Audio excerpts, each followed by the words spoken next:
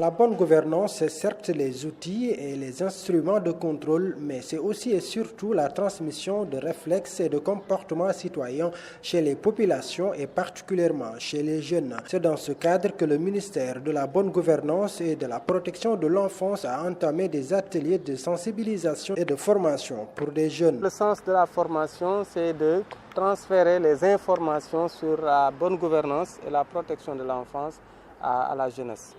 Parce que c'est une démarche du chef de l'État qui consiste à démocratiser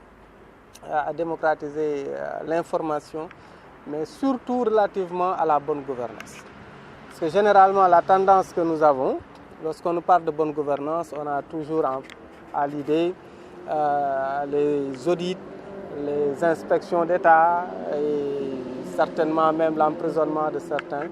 Mais il est important aussi de constater que pour asseoir une bonne gouvernance dans ce pays-là, il faudrait penser à la jeunesse. Installer ces réflexes-là très tôt chez les enfants, ce n'est pas une utopie. Et au contraire, pour qu'on puisse renverser la tendance chez certains, il faudrait installer chez nos enfants, dès le plus bas âge, des bons comportements, les réflexes d'un bon citoyen.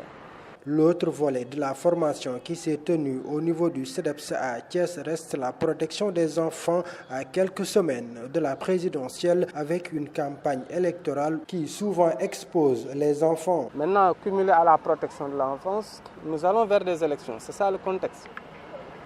Et la bonne gouvernance, c'est la République qui en est le garant. Donc aujourd'hui, nous sommes en train de sillonner ce pays pour écouter la population, mais aussi apporter des réponses à tout le monde. La protection de l'enfance dans tout ça.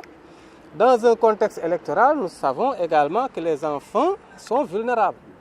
Généralement, c'est une période de campagne où les véhicules sont mobilisés, toutes sortes de véhicules à 2 roues, 4 roues, des véhicules à 8 roues, où les gens sont très actifs.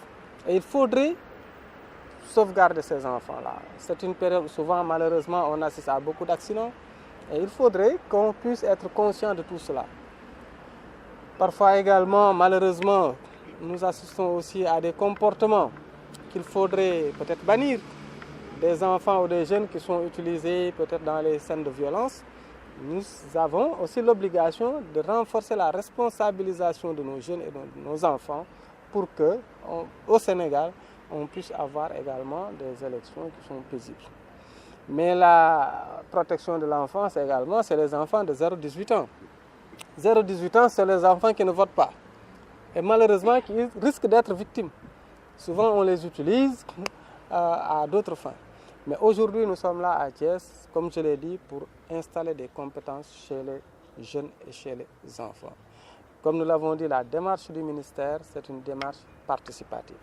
Au lieu d'avoir cette politique-là que nous pilotons à vue, que nous imposons aux gens, nous sommes là à l'écoute des populations, des enfants et des jeunes. Ainsi, des ateliers de démultiplication sont prévus à travers des ateliers de sensibilisation pour une plus large sensibilisation des populations. Alors, les jeunes, comme je l'ai dit, ils seront nos ambassadeurs et nos émissaires.